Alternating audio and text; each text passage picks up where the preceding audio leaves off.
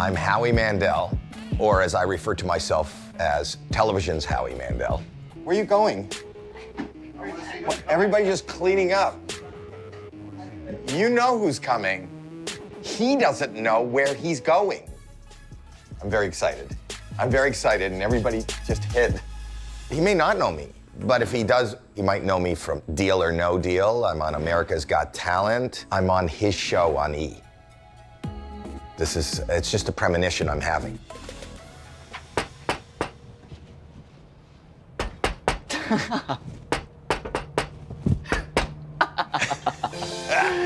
going? How are you? Hi. Howie. You know me. I sure do. Come on, it's Tyler. Yes, it's great to meet you. It's great to meet you. Oh. I was kicking myself every moment up until today. I was trying to find ways to get out of it, to find ways to cancel it, because it's scary. This is a mental roller coaster I'm about to ride. This is a very scary thing. The case. Yes, the cases. Cases. Oh, I used to love that show. You did? I did. It's coming back. Oh, it is. It is. You didn't know? I didn't see that coming. Wow. Come on back here. You're gonna be sitting here. Fabulous. I'm gonna be sitting here.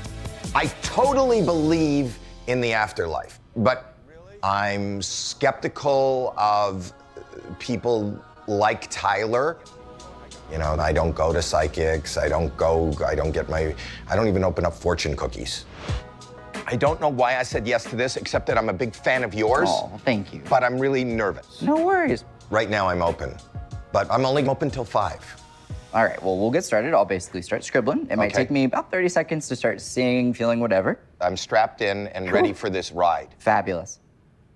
Sometimes clients will bring objects and other times they won't. So Right. Do you have any objects today? Okay. Yeah, do you? Yeah. Okay, typically I'll hold on to them throughout the duration of the reading. All right. Is it close by? Yeah, or- it could be. Yeah, if we want to have someone grab it, or if you want to grab it, you can. Yeah, well, let's start without it, and then Okay. okay. Yeah. We'll see what happens. See what happens. Sure.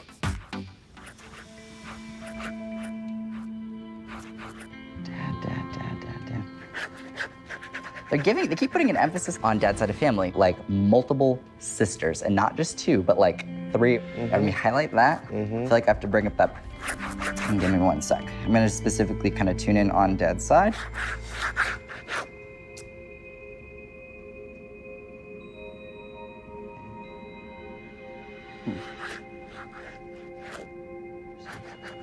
There's that. Dad's side of family. For some reason, that individual is having me talk about my ability to breathe. And I have to figure out what this is. Can I give you some answers? If something is ringing true, you can certainly validate it. Definitely. Okay, I will validate. Sure.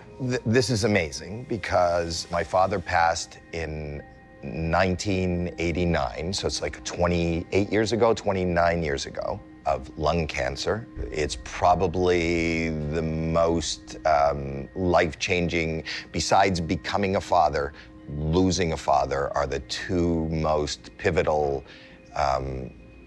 happenings in my life that kind of make me who I am. My father was one of 4 children, Wow. 3 sisters. 3 sisters, 2 are still alive, 1 is passed and is on the other side, but he is the one boy in a home of sisters. Is there any Jewish family on your dad's side of family? Is there any non-Jewish family? I gotcha. on dad's side, though? Yes. Okay. Everybody's Jewish. So Super Jewy. Jewish. It's Jews. Like I've talked about the Judaism connection, someone making a decision to like let go of more the religious side of things. The way this comes through is there's some aspect that's coming in on that side of like, it's all good, it's okay. We don't want there to be any guilt around this. If people have left the faith, if they're not practicing, there's something with this where it's like, it's okay that we let this go in some capacity. Can you relate to that in any way on that side of family? You are so right on. Awesome.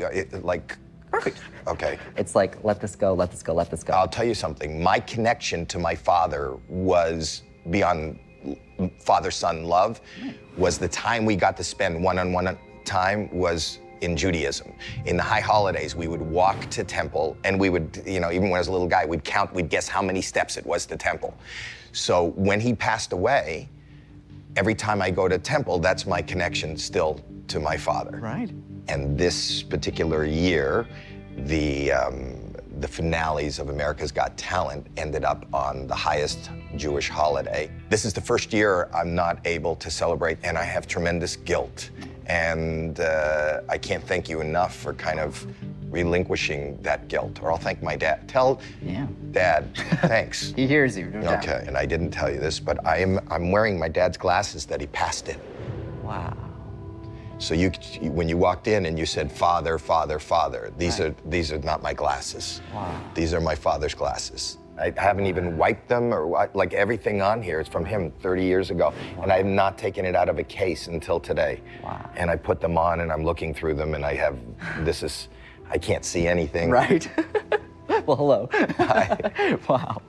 That's really cool. And these are the glasses he wore for the last few years of his life, and these are the glasses he wore into the hospital when he passed away. Well, they're timeless. They look fabulous. Thank you. Thank you. Thank you. Dad had good taste. Oh, man. And then in relation to Dad, they keep bringing up symbology. Figure this out. It's definitely something that happened in the past. I'm just kind of confused. Well, now I'm getting nervous again. So give me one sec. They're kind of having me talk about a rush, and I don't know what this is. It feels like there's a rush that keeps coming through. It's in a religious context, but I have to see this. He would be bringing up a service or a memorial or something in the way this is coming through. But they're joking around about this because it's something kind of like it's a series of unfortunate events that happened at this funeral or at this service. And so like they're joking, like, I don't know if like putting I know what it is. funniness around this and poking fun. It felt like there was a rush in the way this came through, but after, and they keep bringing this up and they're having me talk about the timing. Oh my God, I know exactly like, what that was. But it didn't go the way it was planned. You want me to tell you what Sure. it was? The worst day of my life to date, beyond the passing of my father, was the burial of my father. And in the Jewish religion, you go back to the house and you have a service, right? And you sit Shiva. And you know who I am, I'm a germaphobe. And there was a series of events. I'll tell you a couple of them. The first one was some guy came and sat and he goes, like people just come in, right? It's a flurry of people that come in. The first guy comes in and he goes, are you the son? And I said, yes. And he goes, I just want to tell you I was a friend of your father and he was a wonderful man. I said, thank you. And he said, without him, he inspired me to go on and do whatever I did. And I said, well, thank you very much. I remember this vividly. And he said, whenever he sang, it just uplifted the whole room. And I go, when he sang? My father never sang. He goes, yeah, I saw him sing in Acapulco. I said, my father's never been to Acapulco, and he never sang in Acapulco. And then he said to me, is this the Goldstein funeral? No, he was at the wrong funeral. So he left, and that was kind of funny, but it was in the midst of the saddest day. And then the next thing that happened in the same day, another guy comes who is a friend of my father, somebody that I did know. And he was like tearing, and I was tearing, and he goes, this is such a terrible thing, but I just wanted to say. And right in the middle of a sentence, he rushes. He goes, I gotta go. And he runs out. And as he runs out, I think that he drops a candy or something. And I said, oh, you dropped it. And he just kept running. Right. And so I picked up the candy to try to get him, but he had gone. Right. And, but it wasn't a candy. Oh, no. And he had a stomach disorder. Gotcha. And I picked up, and I thought it was a candy, and I went, oh my God, and I screamed. No. Like a little, yes, there was, it was poop. Right. And my mom screamed, and we're screaming, and she takes me into the bathroom, and she scalds my hand. You know, I won't shake hands, and now I have poop of a mourner on my hand, and she's pouring like alcohol, and I'm screaming, I'm going, help me, help me. And the people in the living room are just going, oh, this family is just in such pain for this loss. They have no idea that we're both just screaming because there's poop on my hand. But the worst day of my life, it was laugh after ridiculous laugh. And these are not stories that I have shared publicly. Right. Now I have. Right. Oh my gosh. Well, please know, I mean, I think the essence behind that was that he was okay with things being funny. And as hard as that was. He really is. He always used to say, happens. Exactly. And it did. Are there any questions that you might have, or on behalf of any other family related to Dad's passing that are unresolved or anything we haven't touched on? I don't. And I feel really comfortable with the fact that we are all still present. Yep. It's much more than this. I love him, and he made me feel great my whole life, and I am who I am because of him, and thank you. I'm glad that message came through. My dad was the epitome of who I aspired to be. I always remember laughter. When I think of him now, you know, he was just a kid. He passed away at 63. His father passed away at 63, and he was 33.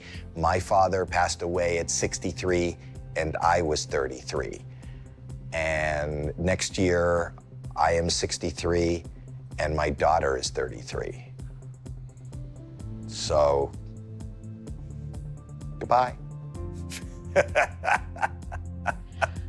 That makes me feel so good because you do what you do and you don't know till hindsight whether you're doing the right thing. You have fascinated me. You have, and you have gone beyond how good I believed you were in watching the show. You're amazing. Oh, you're very sweet. I am very sweet. I love it. How did you know that? It's a gift, what can I say? And on that note, I've got one more question. Yeah. Do you want to play ping pong?